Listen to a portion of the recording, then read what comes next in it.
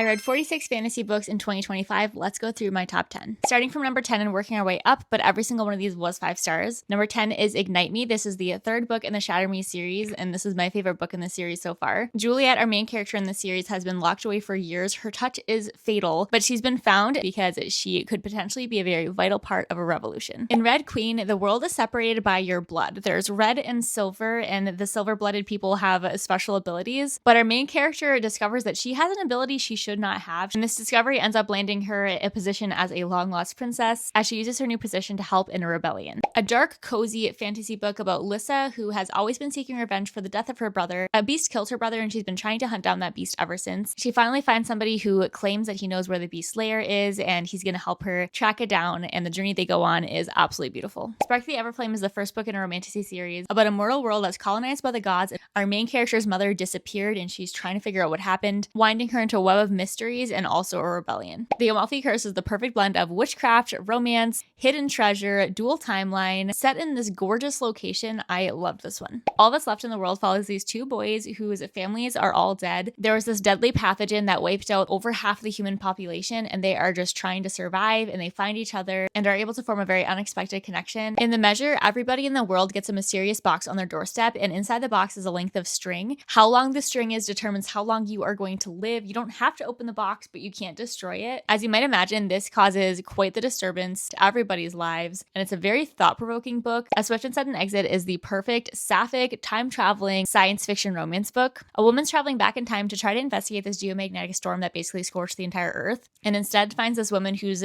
with her dying breath saying, "Is this the first time we've met?" We span across a bunch of years in different locations as these women meet over and over again to try to save that one woman from dying and also try to save the world too. And then in first and second place, I really can't rank these. We have Bury Our Bones in Midnight Soil and Wind and Truth by Brandon Sanderson. I sat here for 10 minutes trying to figure out which one was my favorite, and I just don't think I can. They're so different and so perfect in their own ways. I ate up every single second of both of these, so I just couldn't in good faith rank them above each other. Wind and Truth is the 5th book in the Stormlight Archive, the most epic, fantastic fantasy series I've ever read. To me, it's God tier, and it will be the best fantasy series for the rest of eternity, and I say that with 10 toes down. Don't start with this book. You have to start with The Way of Kings. This series is chunky. Each of these books is well over 1,000 pages, but it is so worth your time. Bury Our Bones in the Midnight Soil is always pitched as toxic lesbian vampires. It's so much more than that. You're really following these 3 different women in different timelines who are all connected in a way that you discover throughout this book. It's a very genre-defying novel. It explores immortality, of course, because they're vampires, and I think I'll leave you there. I don't think I can sell this book and make it sound as incredible as it is, so please just trust me on this one and read this book. And there we have my top 10 fantasy sci-fi books in 2025. Please let me know if you